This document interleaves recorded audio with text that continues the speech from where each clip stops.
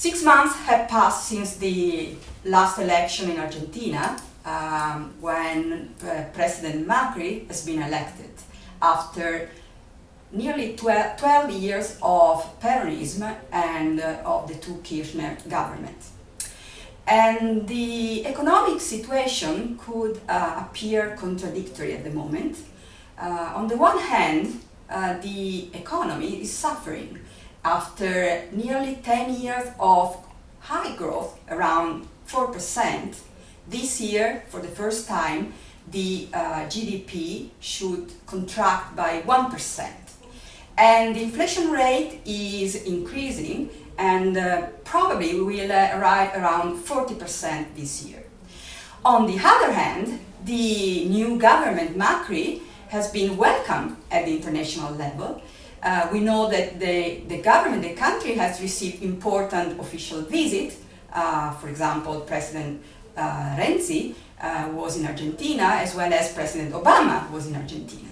And also, the financial market, the international financial market, really welcomed Argentina, the return of Argentina on the market, and Argentina was able in April to sell about $16.5 billion bonds, which is a huge amount for an emerging economy and for Argentina. And apparently the demand for the bond was 4 times higher.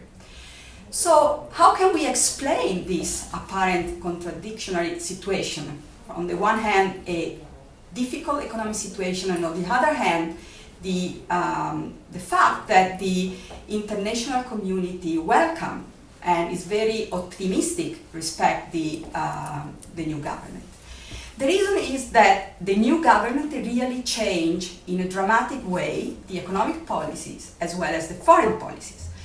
For the economy, in the first months, in the first weeks in the government decided to do several things that, as expected, will deteriorate the economic situation as far as growth and inflation, for example, but with the forecast of a better economic situation in the near future.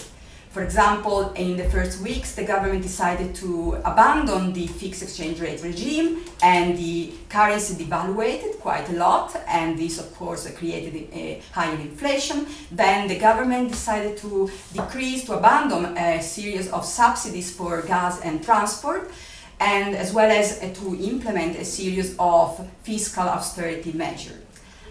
So now the government has a huge challenge, and the challenge is how to correct the macroeconomic situation, which is how to return to a positive growth rate, to decrease the inflation rate, as well as to increase the fiscal situation without losing the vote from the citizen.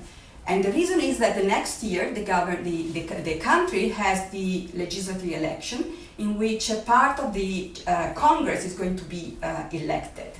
And this is the way for the government to get to the majority in the Congress, a situation that now lacks the government. The government has not the majority in the Congress. And this is a huge challenge because, as I said, the economic situation is very, let's say, difficult. And in a year's time, the very important election, the legislative election, are going to be held.